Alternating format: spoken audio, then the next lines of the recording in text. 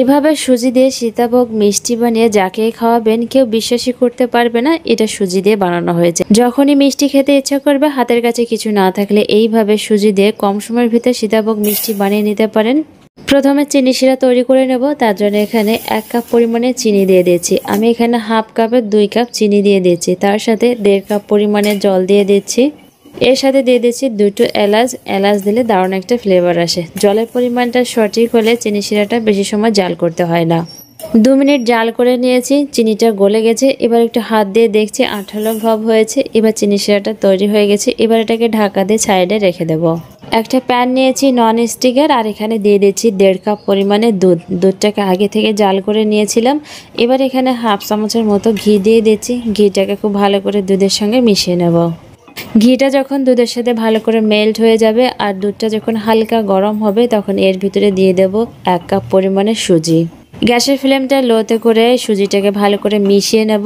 লো ফ্লেমে এখানে সুজিটাকে রান্না করে নিতে হবে। আর এখানে সুজির ভিতরে দলা দলা ভাব থাকলে সেটাকে ভালো করে মিশিয়ে নিতে হবে। দুধটাকে জাল করার পর গ্যাসের ফ্লেমটা লোতে রেখে তারপর সুজিটা দিয়ে দেবেন। এতে করে সুজিতে কোনো রকম দলা দলা হয় না আর দুধের সঙ্গে ভালো করে সুজিটা মিশে যায়।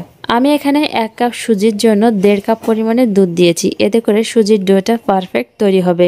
প্যান থেকে যখন এরকম ছেড়ে আসবে তখন বুঝতে হবে সুজির ডোটা একদম পারফেক্ট তৈরি হয়ে গেছে। এবার এটাকে নামিয়ে ঠান্ডা করে নেব।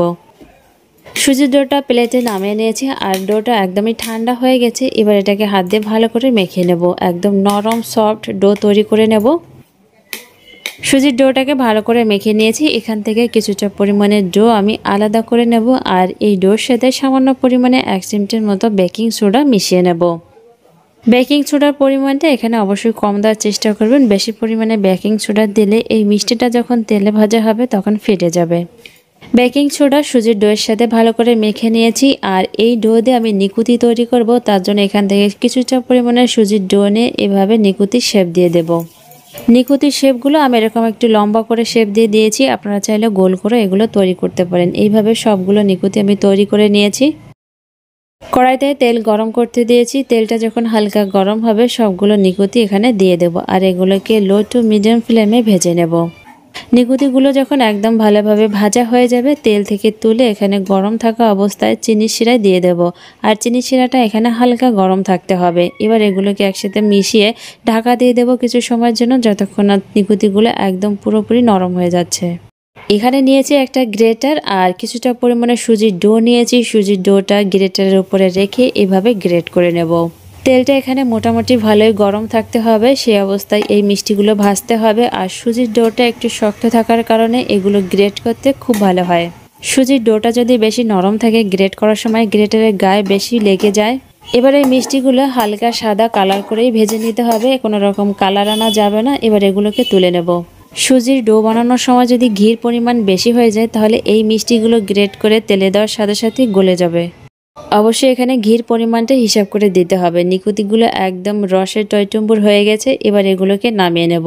এখানে গ্রেটারের সাহায্যে যে মিষ্টিগুলো তৈরি করে নিয়েছিলাম সেগুলো এবার চিনি শিরায় দিয়ে দেব আর এগুলো চিনি শিরায় দেওয়ার সাথে সাথে ভালো করে মিশিয়ে নেব। চিনি শিরায় ভালো করে মেশানোর সাথে সাথে এগুলো তুলে নিতে হবে। বেশি সময় চিনি শিরায় রেখে দেওয়া যাবে না, তাহলে এগুলো একদম গলে যাবে। চিনি শিরা থেকে এই মিষ্টিগুলো তুলে যে কোনো পাত্রে 1 ঘন্টার মতো রেখে দিতে হবে, তাহলে এই মিষ্টিগুলো একদম ঝরঝরে হয়ে যাবে। এই মিষ্টিগুলো 1 ঘন্টা রেখে দিলে পুরো চিনি শিরাটা একদম টেনে নেবে আর ঝরঝরে হয়ে যাবে। যখনই মিষ্টি কিছু খেতে মন চাইবে সুজি দিয়ে এইভাবে এই মিষ্টিটা তৈরি করে নিতে পারেন। কম সময় তৈরি হয়ে যায় আর খেতেও ভীষণ ভালো লাগে। ভিডিওটি ভালো লাগলে লাইক, কমেন্ট, শেয়ার করে দেবেন। অবশ্যই বাড়িতে ট্রাই করবেন আর জানাবেন কেমন হলো।